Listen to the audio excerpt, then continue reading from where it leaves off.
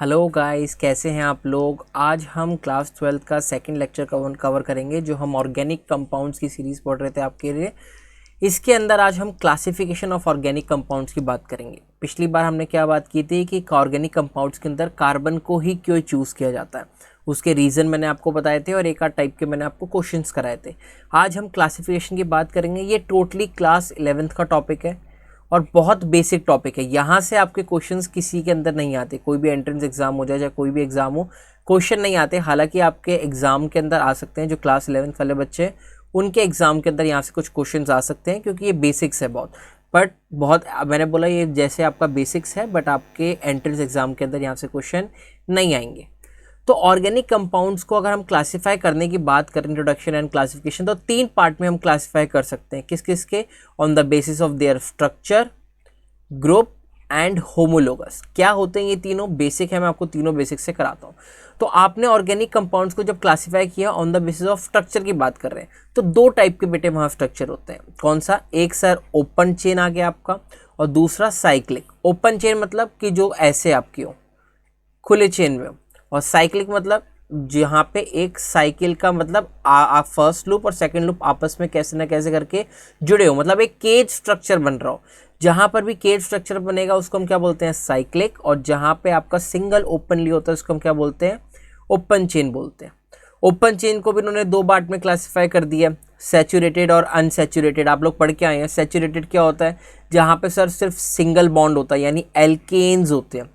और अनसैचुरेटेड का होता है जहाँ पे सर डबल बॉन्ड और ट्रिपल बॉन्ड, यानी एल्कीन्स और एल्काइंस होते हैं।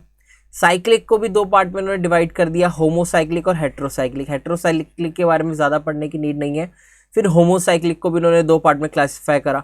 तो ये कैसे करा क्लासिफिकेशन, इसको डिटेल में हम थोड़ा सा देख लेते हैं। थोड़ा बातें आपको पता होनी चाहिए इनके बारे में।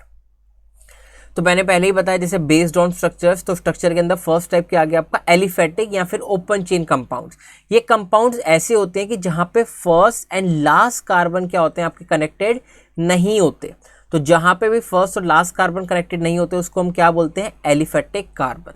जैसे देखो आपके सामने लिखा मैंने, कार्बन कार्बन कार्बन, ये सारी एक स्ट्रेट फॉर्म चेन में, ठीक है। और ये स्ट्रेट फॉर्म में, यानी ये अनब्रांच्ड है, क्योंकि ब्रांचिंग नहीं हुई हुई यहाँ पे। इसमें देखो ब्रांचिंग हुई हुई है, हाँ जी सर ब्रांचिंग हुई है, बट क्या ये एक एलिफेटिक है? हाँ जी सर, क्योंकि आपका कहीं भी कोई भी दो कार्बन आपस में फर्स्ट और लास्ट कार्बन एक दूसरे से इंटरलिंक्ड नहीं है। अगर ये ऐसे इंटरलिंक्ड हो जाते हैं आपके, तो ये आपका एलिफेटिक नहीं रहता। क्यों? क्योंकि एक साइकिल यहाँ बन जाती, ठीक है। ये वाली बात आपको ध्यान रखनी है। फिर मैंने बताया कि ओपन चेन को दो पार्ट में क्लासिफाई किया गया, एक सैचुरेटेड और एक अनसैचुरेटेड। सैचुरेटेड हाइड्रोकार्बन्स क्या होते हैं? जहाँ पे कार्बन कैसा अटैच हो? With single bond. Single bond के साथ जहाँ पे अटैच होता है उसको हम क्या बोलते हैं? सैचुरेटेड हाइड्रोकार्बन बोलते हैं। जर्नल फॉर्मूला आपको पता ही है, क्या आता है इनका? इन एल्केन्स का जर्नल फॉर्मूला आप लोगों ने छोटी क्लासेस में पढ़ाई है, C2H2N+2, ठीक है। उसके बाद इनके जो आपके इनके क्या होते हैं? बेसिकली आपके जर्नली अनरिएक्टिव होते हैं, इतने ज़्यादा अच्छे रिएक्टिव नहीं होते। एल्केन्स जो होते हैं वो इतने अच्छे रिएक्टिव नहीं होते। क्यों नहीं होते? क्योंकि इनके पास सिंगल बॉन्ड होते हैं, डबल बॉन्ड नहीं होते। तो बस आपको बस हल्की सी ये बातें ध्यान रखनी है। अनसैचुरेटेड के अंदर आपका क्या आ जाते हैं कि सर जहाँ पर भी डबल बॉन्ड और ट्रिपल बॉन्ड दोनों मौजूद हो, या तो डबल हो या ट्रिपल हो, तो ये किस में आ जाते हैं? आपके अनसैचुरेटेड। डबल बॉन्ड मतलब एल्कीन और ट्रिपल बॉन्ड मतलब एल्काइन। ये बातें आप ऑलरेडी पहले पढ़ चुके हैं, ठीक है। और ये एल्कीन और एल्काइन ज़्यादा रिएक्टिव होते हैं। क्यों होते हैं? क्योंकि आपके यहाँ पे डबल बॉन्ड मौजूद होते हैं। इसके अंदर बताया था ना आपका एक आपका यहाँ पे अंदर पाई बॉन्ड होता है और एक सिग्मा बॉन्ड होता है, बताया था। और यहाँ बताया था दो पाई बॉन्ड और एक सिग्मा। ये बातें मैं ऑलरेडी करा चुका हूँ आपको, ठीक है। चलो, उसके बाद क्लोज चेन कंपाउंड्स, ठीक है। क्लोज चेन कंपाउंड्स को आपने क्या बोला? जहाँ पे आपका फर्स्ट और लास्ट कार्बन क्या हो? अटैच टू, मतलब जैसे रिंग वाला बताया था ना, वही तो बताया था कि जहाँ पे पहला और जो लास्ट कार्बन है ये दोनों कार्बन आपस में क्या हो? अटैच हो। तो ये क्या हो जाएंगे बेटे? आपके क्लोज चेन कंपाउंड्स कहलाएंगे। दो पार्ट में क्लासिफाई करा, होमोसाइक्लिक, हेट्रोसाइक्लिक। होमोसाइक्लिक क्या होते हैं? ये ऐसे कंपाउंड्स होते हैं जहाँ पे सिर्फ कार्बन एटम्स होते हैं। क्या होते हैं बेटा? सिर्फ कार्बन के एटम्स होते हैं, ठीक है। उसको हम क्या बोलते हैं? होमोसाइक्लिक। और हेट्रोसाइक्लिक जहाँ पे सर कार्बन के अलावा भी आपके और एलिमेंट्स या एटम्स मौजूद होते हैं। इसके अंदर होमोसाइक्लिक को डिवाइड कर सकते हैं। पहला क्या हो गया, एरिसाइक्लिक, ये आपने 11th के अंदर पढ़े होंगे जो 12th वाले देख रहे हैं, और जो 11th वाले बच्चे हैं बेटा वो आप लोग अभी पढ़ेंगे ना, इसके अंदर पढ़ लीजिए। तो होमोसाइक्लिक के अंदर फर्स्ट कौन सा आता है, एलिसाइक्लिक। एलिसाइक्लिक मतलब कि सर जहाँ पे आपका क्या था, एलिफेटिक था और आपने उसको वैसे बना दिया। जैसे फॉर एग्जाम्पल मान लीजिए मैंने बोला ये क्या था, 4 कार्बन था यानी 4 ब्यूटेन था, इसको आपने क्या करा, इसको आपने एक रिंग फॉर्म में बना दिया, यहाँ पे इसको रिंग फॉर्म में लिया है। तो इसका नाम क्या था, इसका नाम था ब्यूटेन, और इसका नाम बट क्या हो जाएगा, साइक्लोब्यूटेन।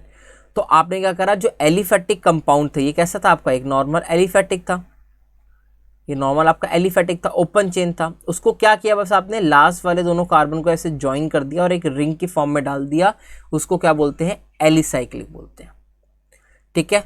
एरोमेटिक क्या हो गया, एरोमेटिक क्या हो गया कि बेटा वहां पे ना कम से कम एटलीस्ट एक बेंजीन रिंग, बेंजीन रिंग मतलब 6 कार्बन, बेंजीन आपको पता है क्या होता है, एक ऐसा बेंजीन रिंग होता है, ये चीज़ जहाँ पे बीच में 3 होते, तो जहाँ पर भी एक एटलीस्ट बेंजीन रिंग प्रोड्यूस्ड हो, यानी डबल बॉन्ड कंपाउंड्स हो यहाँ पे, जहाँ पे आपकी रेजोनेंस हो रहा हो, उसको क्या बोलते हैं, एरोमेटिक कंपाउंड बोलते हैं। ठीक, तो अभी तक मैंने क्या बताया, एलिफेटिक के बारे में बताया। एलिफेटिक सिंगल वाले उसको 2 पार्ट में क्लासिफाई किया, सैचुरेटेड और अनसैचुरेटेड, ये आपने क्लास 10th में पढ़ा होगा। फिर हमने क्लोज की बात करी, क्लोज के अंदर होमोसाइक्लिक की बात करी, एलिसाइक्लिक क्या होते हैं, एरोमेटिक क्या होते हैं ये बताया, और हेट्रोसाइक्लिक के अंदर आपको बस एग्जांपल देख लेना, ये फुरान हो गया, थायोफीन हो गया। हेट्रोसाइक्लिक क्या होते हैं, जहाँ पे आपके कार्बन के अलावा और भी ज़्यादा एटम्स मौजूद हों, कार्बन ना हो, कार्बन के अलावा भी हो, 1 से ज़्यादा काइंड हो। जैसे यहाँ पे आपका देखा कार्बन की जगह ऑक्सीजन लिखा है, यहाँ पे आपका सल्फर लगा है, थायोफीन बोलते हैं इसको, फुरान बोलते हैं। ठीक है, ये थोड़ा बेसिक बात थी जो आपको मैंने बताई। आप इनके स्ट्रक्चर्स कैसे लिखते हैं, 2 तरीके से आप इनके स्ट्रक्चर्स की बात कर सकते हैं। कौन कौन से केस पे बात कर सकते हैं आप, 2 तरीके से। कौन कौन से हो गए आपके, एक तो हो गया स्ट्रक्चरल फार्मूला, और दूसरा कौन सा हो गया बेटा आपका कंडेंस फार्मूला। स्ट्रक्चर फार्मूला की अगर मैं बात करता हूँ तो स्ट्रक्चर फार्मूले में आप कैसे बोल सकते हैं कि आपका यहाँ पे जैसे मान लीजिए मॉलिक्यूलर फार्मूला आपको मैं आगे दिखाई देता हूँ, लो आप ये देखो, जैसे आपको कंपाउंड दिया है, इथेन दिया है, इथेन का मॉलिक्यूलर फार्मूला आप लोगों ने बचपन में पढ़ा होगा क्लास 10th के अंदर, C2H6 होता है। अगर आपने इसको खोल के लिखने की कोशिश करी, इसको अगर आप खोल के लिखेंगे तो इसका स्ट्रक्चर फार्मूला क्या बनेगा, सर आपके सामने ये कोई स्ट्रक्चर फार्मूला बनेगा इसका, हाँ कि ना। और इसको कंडेंस फॉर्म में लिखना हो, मतलब इतनी बड़ी फॉर्म में ना लिखना हो, तो कैसे लिख सकते हैं, इस कार्बन के ऊपर कितने हाइड्रोजन, 3 हाइड्रोजन, और इसके ऊपर भी 3 हाइड्रोजन, तो आपने ऐसे लिख दिया। बताओ कोई डाउट, कितना ईजी था, कुछ नहीं था, बस आपको मॉलिक्यूलर फार्मूला तो आपको पता ही है कि इसको, ये आपका कंपाउंड था, ये मॉलिक्यूलर फार्मूला था, इसका स्ट्रक्चरल फॉर्म ये था, और कंडेंस फॉर्म सी ये थी, बस यही आपको पता होना चाहिए था कि आपने कैसे कराई। क्लियर हो गई वाली बात। ठीक है, एक और एग्जांपल ले लो, बेंजीन ले लो। बेंजीन हमारा क्या होता है, कंपाउंड होता है, हमें पता है। इसका मॉलिक्यूलर फार्मूला क्या होता है, C6H6। इसको जब आप स्ट्रक्चर के फॉर्म में बनाते हैं तो स्ट्रक्चर के फॉर्म में आपका ये कंपाउंड बनता है, पता है ना। ऐसे कार्बन कार्बन का और इनके ऑल्टरनेटेड डबल बॉन्ड होते हैं, देखो यहाँ ऑल्टरनेट डबल बॉन्ड, यहाँ डबल बॉन्ड, और यहाँ ऑल्टरनेट डबल बॉन्ड, यहाँ डबल बॉन्ड यहाँ नहीं है बट यहाँ है, यहाँ नहीं है यहाँ है। ठीक है, और इसको अगर आप कंडेंस फॉर्म में दिखाना चाहें तो आप ऐसे दिखा देते हैं। ठीक है, तो ये आपका स्ट्रक्चर के बेसिस पे आपको मैंने ऑर्गेनिक कंपाउंड्स बताए। ठीक है, अब हम थोड़ा सा क्लासिफिकेशन करते हैं प्राइमरी डिग्री, सेकेंडरी डिग्री और टर्शियरी डिग्री कार्बन के बारे में। ये बहुत इंपॉर्टेंट है और आपको काफ़ी जगह पता होना चाहिए कि कैसे प्राइमरी होता है। इसको आगे जाके जब मैं आपको और चीज़ें पढ़ाऊँगा GOC के अंदर तब वहाँ पे और डिटेल में करा दूंगा, बट अभी समझना। तो क्लासिफिकेशन ऑफ कार्बन और हाइड्रोजन है, बेसिकली हमें हाइड्रोजन के बारे में इतना नहीं करना, हमें कार्बन के बारे में पता होना चाहिए। तो फर्स्ट क्लासिफिकेशन जो आपकी होती है ना, वो primary decree carbon, secondary degree carbon, tertiary degree carbon, और फोर्थ वाला बहुत रेयर पूछा जाता है। 3 के अंदर आपका काम चल जाएगा। तो होता क्या है इनके अंदर, मैं क्लियरली आपको बताता हूँ, देखना। प्राइमरी डिग्री कार्बन क्या होता है कि जहाँ पे carbon attach only with 1 carbon atom, जहाँ पे सिर्फ एक कार्बन एटम के साथ अटैच हो, उसको क्या बोलेंगे, प्राइमरी। अगर जैसे एग्जांपल लिखना चाहें हम तो आप क्या लिख सकते हैं, जैसे मैं लिखा है CH3 CH2 CH3, और मैं पूछूं यहाँ पे प्राइमरी कौन सा है आपका, तो आपको क्या बोला, सिर्फ एक कार्बन के साथ अटैच हो। तो एक कार्बन के साथ अगर आप यहाँ पे पूछे कौन सा अटैच है आपका, तो आप क्या बोलेंगे, सर ये वाला कार्बन, ये वाला कार्बन और ये वाला कार्बन।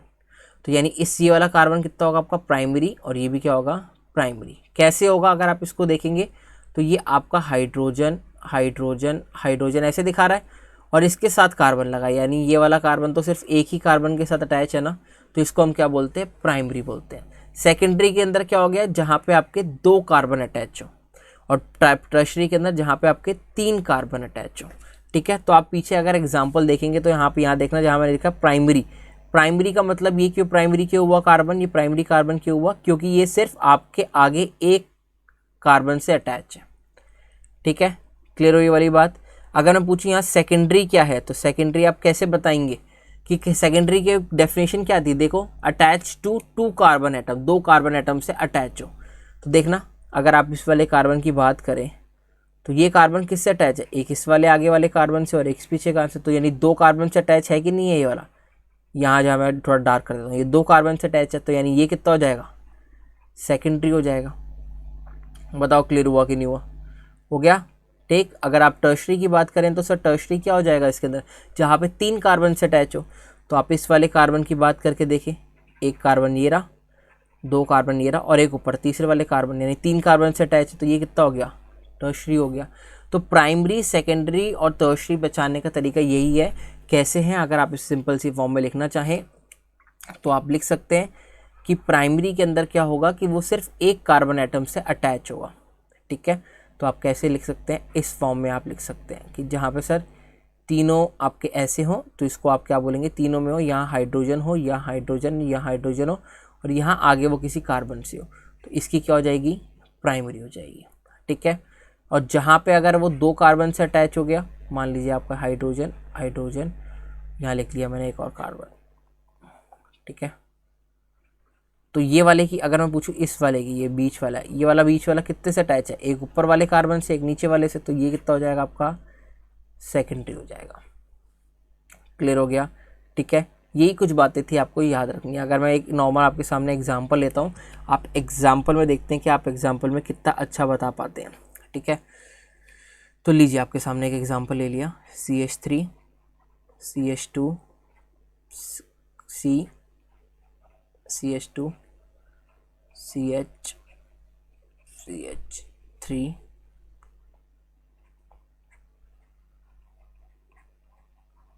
ठीक है, अगर मैं पूछूं यहाँ पे प्राइमरी डिग्री कितने हैं, अगर आप प्राइमरी डिग्री बताना चाहें तो कैसे बताएंगे कि जो सिर्फ एक ही कार्बन से अटैच हो, यानी एक कार्बन से अटैच कौन सा है, ये वाला, तो इस वाले कार्बन की प्राइमरी हो गया।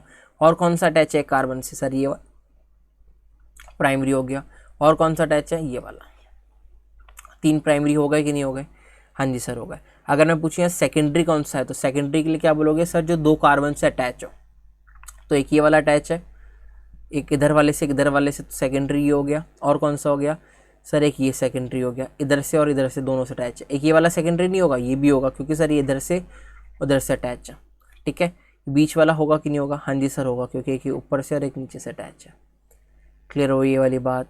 और अगर मैं पूछूँ यहाँ टर्शरी कौन सा है, टर्शरी कार्बन, तो टर्शरी कार्बन के लिए आप क्या बोलेंगे कि सर जो आपके तीनों साइड से कार्बन से अटैच हो, तो ये वाला है कि नहीं, 1 2 3 तीनों से अटैच है, तो ये कितना हो जाएगा आपका, टर्शरी कार्बन।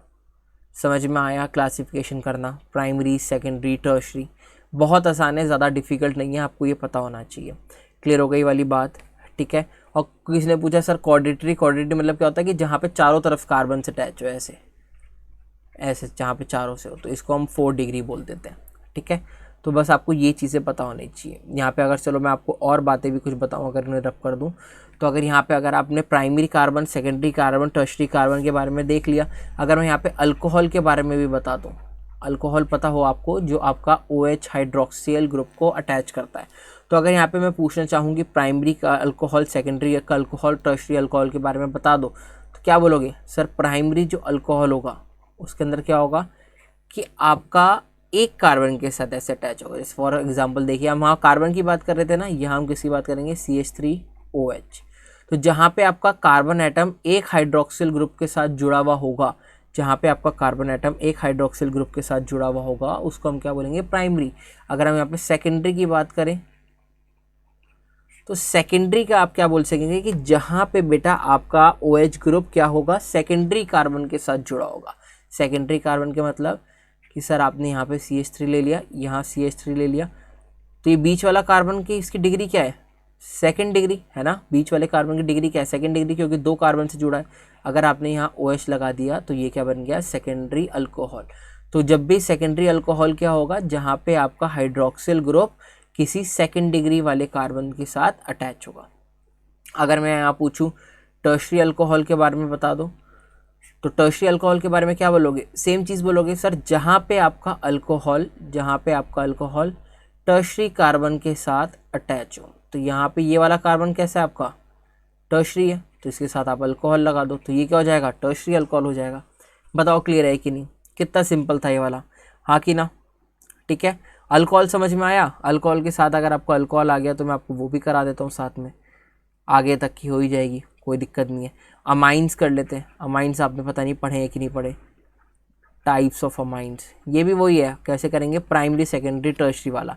तो अगर मैंने जहाँ पे बोला, जैसे मान लीजिए मैंने बोला primary 1 degree amine, primary amine या 1 डिग्री अमाइन, कुछ भी आप बोलो। अच्छा, किसी को अमाइन के बारे में नहीं पता, तो अमाइन क्या होता है, जहाँ पे आपका NH2 ग्रुप जुड़ा हुआ होता है उसको हम अमाइन बोलते हैं। तो अगर मैं पूछूँ प्राइमरी अमाइन क्या होता है आपका, तो प्राइमरी अमाइन आप क्या बोलेंगे कि सर प्राइमरी अमाइन हमारा क्या होता है कि जहाँ पे नाइट्रोजन आपका एक कार्बन के साथ, एक कार्बन वाले के साथ ही अटैच हो।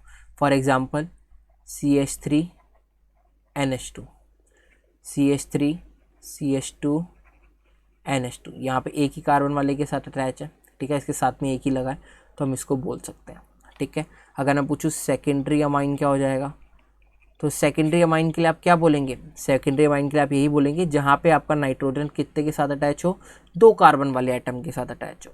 सर 2 कार्बन वाले के बीच में कैसे, मान लीजिए यहाँ पे नाइट्रोजन है, यहाँ आपका कार्बन आ गया, तो 2 कार्बन के बीच में यहाँ पे ये जो अटैच हो गया, इसको हम क्या बोलेंगे बेटा, सेकेंडरी अमाइन बोल सकते हैं। और क्या बोल सकते हैं, यहाँ पे एग्जाम्पल ले लीजिए, बहुत सारे एग्जाम्पल है बेटा। NH हो गया आपका, ठीक है, और यहाँ मान लीजिए, तो ये कितने कार्बन से अटैच है आपका, एक सर इस वाले से और एक इस वाले से, समझ में आ गया सेकेंडरी। ठीक है, टर्शरी के अंदर बात करेंगे तो टर्शरी के अंदर कितने से हो जाएगा, सर ये 3 से अटैच होता है, 3 साइड से, लो जी 3 साइड से अटैच करा लो, तो ये कौन सा कितना हो जाएगा आपका, टर्शरी हो जाएगा। ठीक है, तो बस मैं आपको टाइप्स बता रहा था कि प्राइमरी सेकेंडरी टर्शरी, ऐसा नहीं है कि आप सिर्फ उसमें बोल सकते हैं, आप किसी में ही बोल सकते हैं। समझ में आ गया, प्राइमरी कार्बन के वाले में, सेकेंडरी कार्बन के बारे में, टर्शरी कार्बन के बारे में, प्राइमरी अल्कोहल के बारे में, सेकेंडरी अल्कोहल के बारे में, टर्शरी अल्कोहल के बारे में। जब हम आगे आपको, जब मैं चैप्टर्स कराऊंगा अल्कोहल ईथर वाला, तो वहाँ पे वो मैं चीज़ में क्लियर करा ही दूंगा, बट ये चीज़ आपको टाइप्स ऑफ कार्बन ये वाला क्लियर होना चाहिए कि प्राइमरी, सेकेंडरी और टर्शरी पहचानना आना चाहिए। तो टर्शरी वाला कैसे आप बता सकते हैं कि जब सर कार्बन जो हो आपका 3 कार्बन के साइड से ऐसे घिरा हुआ हो, तो उसको हम क्या बोलते हैं, टर्शरी बोलते हैं। और सेकेंडरी आपको मैंने बता ही दिया कि जहाँ पे 2 कार्बन के साथ लगाओ। यहाँ पे कोई डाउट किसी को बताओ, बड़ा सिंपल था, ज़्यादा आपका डिफ़िकल्टी लेवल इसके अंदर कुछ भी नहीं है। ठीक है, अब चलते हैं सेकंड टाइप पे कि organic compounds on the basis of groups. Groups के बेसिस पे सर हम कैसे बता सकते हैं। अब फंक्शनल ग्रुप आपका बात आ गई कि फंक्शनल ग्रुप क्या होते हैं। फंक्शनल ग्रुप बेटा कोई भी आपके एक एटम हो सकते हैं ग्रुप में, या ग्रुप ऑफ एटम हो सकते हैं जो आपके किसी भी कंपाउंड में लग के एक नई केमिकल प्रॉपर्टीज दे रहे हो। यह आपको याद करने पड़ेंगे, आपको छोटी क्लासेस में याद भी कराए होंगे, और जिसने याद नहीं करेंगे उसको प्रॉब्लम आएगी, क्योंकि नॉमेनक्लेचर के अंदर लिखने में ये दिक्कत आती है, तो ध्यान रखना। अगर आप कार्बोक्सिलिक एसिड का बोलेंगे तो कार्बोक्सिलिक एसिड क्या होता है, C+OH, इसका फॉर्मूला आपका ये होता है। अगर ये ग्रुप कहीं लग गया तो वहाँ पे कार्बोक्सिलिक एसिड है। सल्फोनिक एसिड मतलब SO3H हो गया। एनहाइड्राइड, एनहाइड्राइड इंपॉर्टेंट है आपका, आगे जाके यूज़ होगा। एनहाइड्राइड का होता है जहाँ पे आपका कार्बन ऐसे हो, एक आपके ऐसे 2 कीटोन आपको दिख रहे हो और बीच में आपका यहाँ पे ऑक्सीजन भी लग गया हो, तो इस पूरे ग्रुप को आप एनहाइड्राइड बोलते हैं।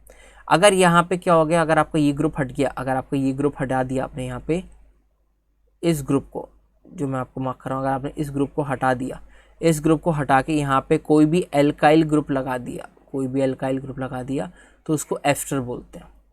एसिटाइल हैलाइड क्या होता है, जहाँ पे आपका यही कीटोन के साथ कोई भी आपका हेलोजन लग जाए। ठीक है, तो और जैसे आपका एल्डिहाइड आपको पता ही है, एल्डिहाइड आपका CHO वाले होते हैं। कीटोन क्या होते हैं, जहाँ पे आपके दोनों साइड में हो। अल्कोहल आपका OH होता है। अमाइन अभी मैंने आपको बताया NH2 होता है। ईथर क्या होता है, डबल बॉन्ड आपको पता है, ये दो कार्बन के बीच में double bond, triple bond. Halogen को आप X से दिखाते हैं, नाइट्रो ग्रुप को आप NO2 से दिखाते हैं। तो ये कुछ लिस्ट है जो आपको पता होनी चाहिए, छोटी क्लासेस में 11th क्लास में करा दी जाती है। आई होप आप लोगों को ये याद होंगी, जिनको याद नहीं है वो याद कर लीजिएगा। साइनाइड जैसे हो गया आपका, साइनाइड CN होता है, बट आइसोसाइनाइड क्या होता है, उल्टा हो जाता है।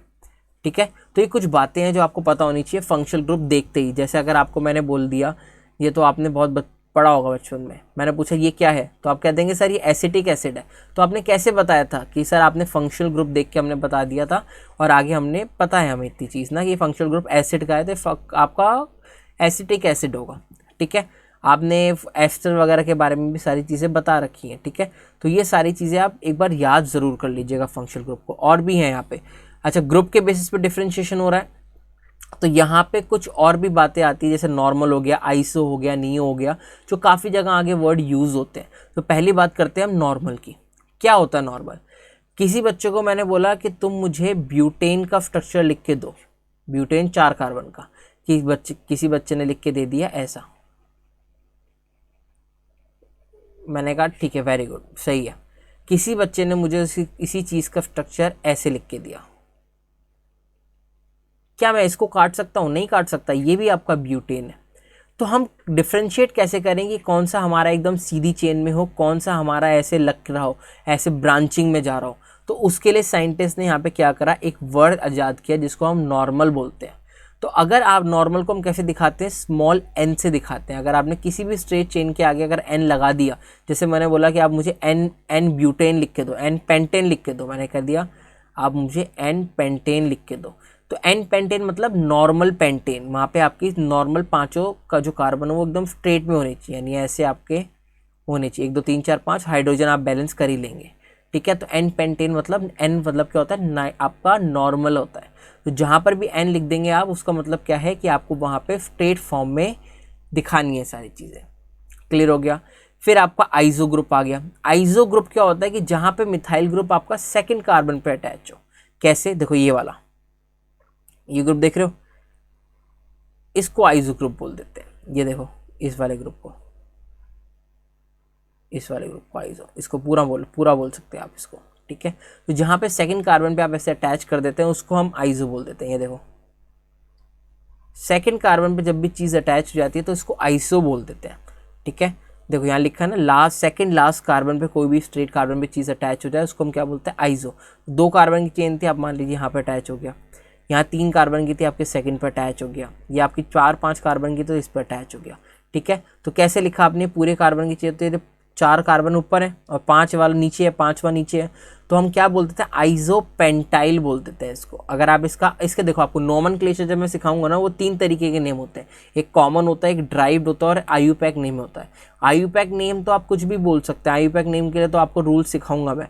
ठीक है, जब हम आईयूपैक नेमिंग सीखेंगे, बट आपके कॉमन नेम और ड्राइव नेम को ना तो हम ऐसे बोलते हैं, जो ये लिखा है ना, ये इनके कॉमन नेम आप बोल सकते हैं।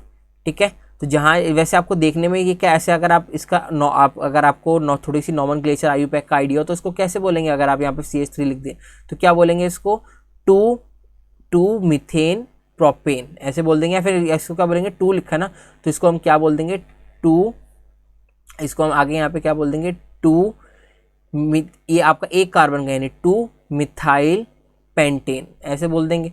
बट ये हमारा आपका कौन सा ग्रुप होगा बेटा, ये आईयूपैक नेमिंग होगा। आईयूपैक नेमिंग में आपको सिखाऊंगा, बट अभी आप क्या सीख रहे हैं, बस अभी आप बेसिक चीज़ें सीख रहे हैं। तो आप बेसिक सीखते चलिए कि आइसो हम कब वर्ड यूज़ करते हैं, जब भी आपके लास्ट कार्बन पे ऐसा कोई चीज़ लग गया हो।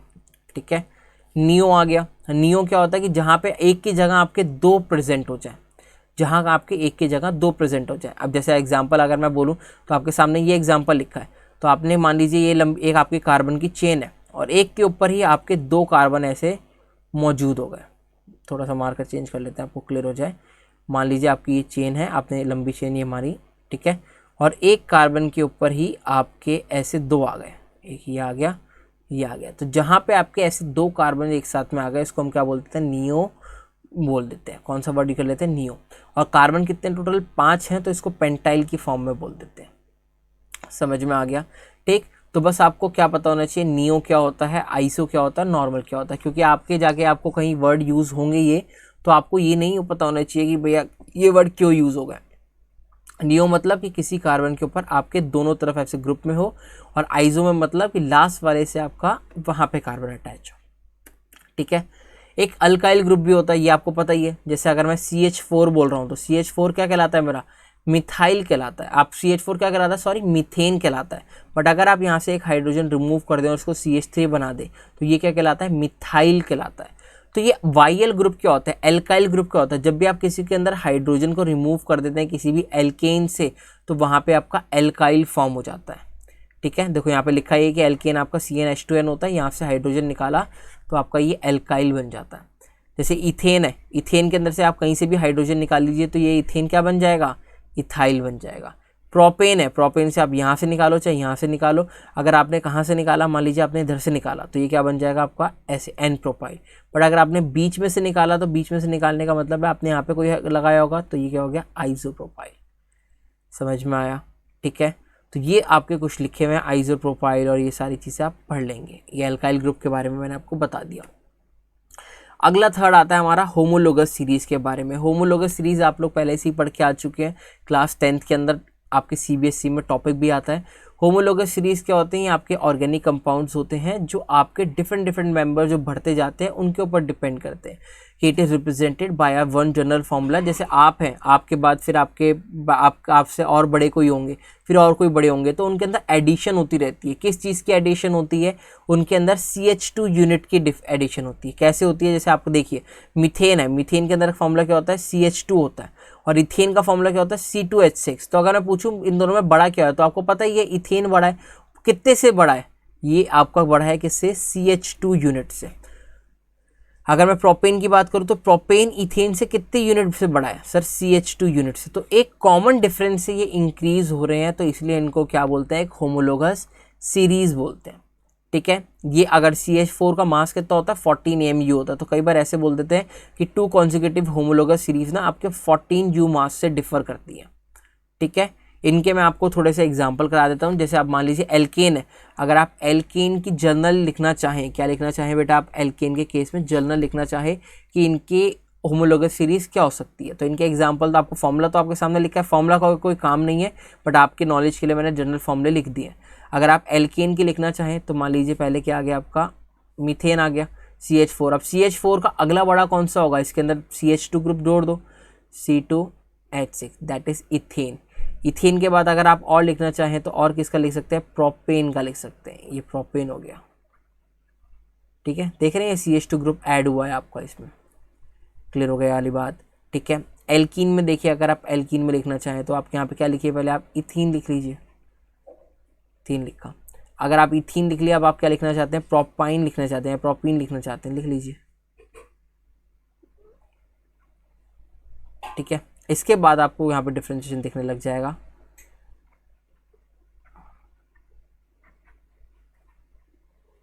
ये देखिए, ठीक है। तो होमोलोगस सीरीज आप ऐसे ही लिखते हैं। अगर आप एल्काइन की लिखना चाहे, एल्काइन की भी आप लिख लेंगे ऐसे ही। अल्कोहल की आप कैसे लिखेंगे, देखिए आपने लिखा, मान लीजिए आपने CH3 CH2OH लिखा, ये क्या लिखा आपने, इथेनॉल लिखा। अगर आप यहाँ पे प्रोपेनॉल इथेनॉल लिखा, अब आप यहाँ पे प्रोपेनॉल लिखना चाहते हैं, कैसे बोल रहा हूँ मैं, नाम सिखाऊंगा आपको, OH के लिए OL यूज़ होता है वो आगे बताऊंगा। बट आप इसका एक बड़ा स्ट्रक्चर लिखना चाहते हैं, यहाँ 2 कार्बन है तो आगे आप यहाँ पे कितने कार्बन यूज़ करेंगे, 3 कार्बन यूज़ करेंगे। 3 कार्बन यूज़ करने की वजह से यहाँ पे क्या आ गया आपका, एक H2 बढ़ गया ना, तो ये होमोलोगस सीरीज है H2 की, मतलब सीरीज़ आपकी बढ़ती रहती है। ये छोटा है, अगर आपको इससे बड़ा लिखना है तो ये डिफर किससे कर रहा है, CH2 ग्रुप से लिख रहा है। ऐसे ही आप ईथर की और एस्टर की भी लिख सकते हैं। अगर आप यहाँ पे ईथर की लिखना चाहें तो ईथर की कैसे लिखेंगे, बताओ कोई कैसे लिखेंगे, तो सर ईथर के हमें पता है, जैसे आपने लिखा CH3OCH3, ये आपका एक ईथर है, ठीक है। अगर आप इसके और बड़ी सीरीज़ लिखना चाहें तो और बड़ी सीरीज़ आप कैसे लिख सकते हैं, CH3O CH2 CH3 ऐसे लिख सकते हैं, ठीक है। तो यहाँ पे CH2 का एडिशन हुआ कि नहीं हुआ, तो आपको बस मैं होमोलोगस सीरीज़ के बारे में बता रहा हूँ। अगर एसिड की और एस्टर की बात करें तो एसिड और एस्टर की बात करना चाहें तो आप कैसे लिख सकते हैं, इस तरह अगर मैं एस्टर लिखना चाहता हूँ यहाँ पे कोई भी एसिड लिखना चाहता हूँ तो आप एसिड लिख लीजिए। जैसे मान लीजिए आपने फॉर्मिक एसिड लिखना चाहे, ये आपने फॉर्मिक एसिड ऐसे लिख लिया, ठीक है। अगर आपको इसका बड़ा वर्जन लिखना है, एसिटिक एसिड लिखना है, तो यहाँ पे आप CH2 ग्रुप से मल्टीप्लाई कर दीजिए, CH2 ग्रुप आ गया ना, एक CH2 आपका ऐड हो गया, CH3 लिखा है यहाँ पे, बट आगे लिखेंगे तो आगे CH2 हो जाएगा। आप और लिख लीजिए CH3 CH2 C double bond हो OH, ठीक है, ऐसे में लिखेंगे तो हो जाएगा आपका। तो बस आपको मैं होमोलोगस सीरीज़ के बारे में कुछ बता रहा था, ये बहुत बेसिक है। इस मैं आपको आज सिर्फ बेसिक करा रहा हूँ कि ये बातें अगर आपको पता है तो अच्छी बात है, नहीं पता है तो बस पता होनी चाहिए, यहाँ से क्वेश्चन नहीं आएगा आपका। नोट करना चाहे तो आप नोट कर लीजिए, अगर आप नोट भी ना करें तो ये बात बहुत बेसिक बातें हैं, ठीक है। उसके बाद हमारा अगला टॉपिक आता है नॉमेनक्लेचर। ये जो मैंने पहले चीज़ें कराई ये सब बेसिक था कि आप कैसे डिफ्रेंशिएट कर सकते हैं। इसके बाद आता है नॉमेनक्लेचर। नॉमेनक्लेचर के अंदर 3 होता है, एक होता है कॉमन नेम, ड्राइव नेम और आईयूपैक। हमारा जो मेन इंपॉर्टेंट टॉपिक है वो आईयूपैक सिस्टम है, और हर एग्जाम के अंदर आईयूपैक से क्वेश्चन आता है। कॉमन नेम और ड्राइव नेम कभी नहीं आते, बट जैसे मैंने आपको प्रॉमिस किया है कि मैं आपको सारी चीज़ें कराऊंगा, तो ये दोनों करने की ज़रूरत नहीं है, ठीक है। चाहे वो CBSE के लिए हो चाहे IIT के लिए हो, ये दोनों चीज़ें करने की ज़रूरत नहीं है, बट आपको पता होनी चाहिए। कॉमन नेम की अगर बात करें तो कॉमन नेम कैसे बोलते हैं, जैसे आपके सामने मैंने CH3OH लिखा, तो CH3OH का अगर आप आईयूपैक नेमिंग बोले या कुछ बोले तो ये मिथाइल अल्कोहल होता है। बट कॉमन नेम मतलब ये कॉमनली मिलता कहाँ से है, किस सोर्स से मिलता है, तो उसके ऊपर नाम डाला जाता है। ये जनरली आपको वुड स्प्रिट से या मिथाइल स्प्रिट से मिलता है। समझ में आ गया? तो इसका नाम को आपने इसने मिथाइल अल्कोहल भी लिख देते हैं, मिथाइल अल्कोहल या मिथेनॉल भी लिख देते हैं। ये है जो आपको यूरिया होता है, ऑर्गेनिक कंपाउंड का फॉर्मूला यूरिया का ये है। ये किससे मिलता है? आपका सोर्स यूरिन से मिलता है, तो इसलिए हमने इसको यूरिया बोल दिया, ठीक है। तो कॉमन क्या होता है कि जो आपके सोर्स से, जिस सोर्स से मिलते हैं ना, उसी के बेसिस पे आप नाम रख देते हैं, तो आप क्या बोल देते हैं उन्हें? कॉमन और ट्राइबल सिस्टम्स बोल देते हैं, ठीक है। देखिए जैसे आपका ये वाला हो गया, ये ऑक्सैलिक एसिड है, ये आपका ऑक्सैलिक एसिड है, ये आपका नाम ऑक्सैलिक एसिड होता है इसका। ये मिलता कहाँ से? हमारा ऑक्सैलिक प्लांट से मिलता है, तो सेम टू सेम ऐसे नाम रख दिया। ये आपका फॉर्मिक एसिड है, ये फॉर्मिक एसिड HCOOH, ये फॉर्मिक एसिड है। ये कहाँ से मिलता है? आपका फॉर्मिक से मिलता है। रेड आंट जो आपकी काटती है ना, चींटी काटती है, उससे मिलता है, तो हमने उसका नाम लिख दिया। ये लैक्टिक एसिड हो गया आपका, मैलिक एसिड हो गया, ये सारे एसिड्स के बारे में बता रखा है कि ये जो बुटायरिक एसिड है ये किससे मिलता है? हमें बटर से मिलता है, तो इसका नाम हमने क्या ऐसे लिख दिया, इसी के कंपैरिजन में रख दिया, ठीक है। तो ये कुछ बातें हैं जो आपको पता होनी चाहिए, पेपर के अंदर नहीं पूछी जाएंगी, किसी भी एग्जाम के अंदर ऐसी बातें नहीं पूछी जाती, ठीक है। और कॉमन नेम मैंने आपको यहाँ पे लिख रखे हैं, जैसे CH4 है तो इसको हम मीथेन बोलते हैं। मीथेन क्यों बोलते हैं? क्योंकि ये मार्श गैस से मिली है। ये आपको मैंने बताई दी इथेनॉल वाला, ये वुड स्प्रिट से या मिथाइल स्प्रिट से मिला, ये एसिटिक एसिड की बात हो गई, ठीक है।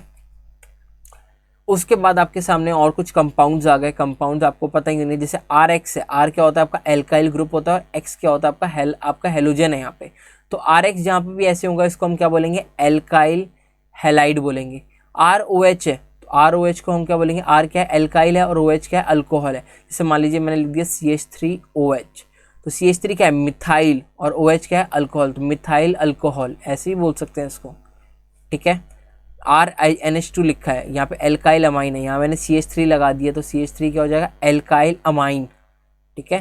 तो ये सारी कुछ बातें हैं, ये आपको फॉर्मूले हैं बीच में ना, आपको पता होंगे। जैसे ये आपका कीटोन होता है, ठीक है।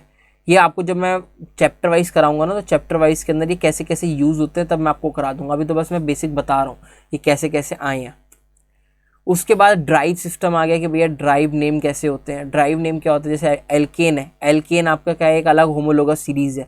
इसके अंदर आपने एक नाम ले लिया, इथेन ले लिया, मीथेन ले लिया, ठीक है। तो इसका स्ट्रक्चर क्या होता है? आपका चारों तरफ आपके हाइड्रोजन लगे होंगे। एल्कीन के अंदर एक डबल बॉन्ड होता है, वो आपने डबल बॉन्ड दिखा रखा है। एल्काइन के अंदर आपका ट्रिपल बॉन्ड होता है। एल्कनॉल, एल्कनॉल मतलब जहाँ पे OL होता है अल्कोहल के लिए, OH के लिए, तो यहाँ आपने OH दिखा रखा है, ठीक है। तो ये सारी बातें हैं आपको यहाँ पे देखनी है, ज़्यादा याद नहीं करना है इनको कुछ भी, बस एक बार पता होना चाहिए दिमाग में, ठीक है। थर्ड टाइप का, अच्छा ये आपके सामने कुछ ये एग्जाम्पल लिखे हैं, आप एग्जाम्पल पढ़ लेंगे कैसे हुए, ये आपको कर देखने नहीं है, ठीक है। तो बस आपको कुल मिला के क्या बातें देखनी थी जो मैं आपको बता चुका हूँ। आपको बस हमें नेक्स्ट क्लास में अब आईयूपैक नेमिंग स्टार्ट करनी है। यहाँ तक जो चीज़ें थी वो बहुत बेसिक थी, ये बहुत बेसिक चीज़ें थी, ये आपको हल्की फुल्की आइडिया होनी चाहिए। इसके बाद हम क्या स्टार्ट करेंगे? IUPAC naming. आईयूपैक नेमिंग कैसे होती है वो चीज़ें मैं आपको रूल सिखाऊंगा। रूल आपको ऑलरेडी आते होंगे, बस आपको क्वेश्चंस प्रैक्टिस कराने हैं मुझे अच्छे लेवल के। क्वेश्चन जैसे प्रैक्टिस कर जाओगे तो आईयूपैक नेमिंग आपको अपने आप ही क्लियर हो जाएगी, ठीक है। क्वेश्चन प्रैक्टिस करेंगे हम, इसके अंदर आईयूपैक सीखेंगे। उसके बाद फिर जनरल ऑर्गेनिक केमिस्ट्री के ऊपर जो आपके रूल्स हैं, जो आपकी छोटी क्लासेस में पढ़ाए जाते हैं 11th के अंदर, जो आपको बहुत इंपॉर्टेंट है, पता होनी चाहिए, वो सारे हम रूल्स ख़त्म कर लेंगे, ठीक है।